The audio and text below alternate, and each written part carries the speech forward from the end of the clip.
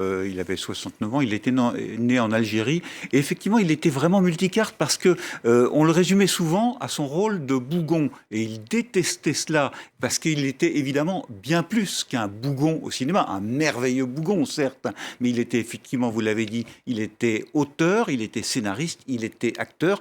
Et surtout dans les plus belles années, les années 90, avec Agnès Jaoui, qui a été sa compagne à la ville et sur scène jusqu'en 2012. Alors on va en citer quand même quelques-uns. Cuisine et dépendance en 1992, qui est adapté ensuite l'année suivante au cinéma, toujours par le même couple, Bakri Jaoui. Et puis quelques années plus tard, Un air de famille. Un air de famille, 94 au théâtre, 96 au cinéma. Et à chaque fois, c'était des bandes de copains ou des familles qui c'était vraiment du théâtre, presque du théâtre filmé, mais ça fonctionnait parce que les dialogues étaient étincelants. Et Bakri, quand même, il a interprété souvent le rôle du bougon. Et puis, comme grand scénariste, toujours avec Agnès Jaoui, il y a eu toujours dans les années 90 2 films écrits pour Alain Resnais. Il y a eu Smoking, No Smoking, et puis On connaît la chanson, 2 très grands films d'Alain Resnais. Voilà, donc c'est une très grande carrière.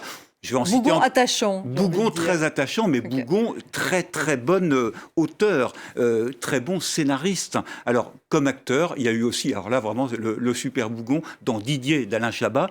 Alain Chabat qui jouait le rôle d'un chien et Bakri c'était le maître du chien. Donc ça c'était très drôle. Et puis un de ses derniers films, Le sens de la fête d'Éric Toledano, Olivier Nakache. Le sens de la fête où il interprétait un organisateur de mariage et tout dérapé, mais là aussi, il avait quelques répliques cultes dans ce film. Merci beaucoup, Albéric.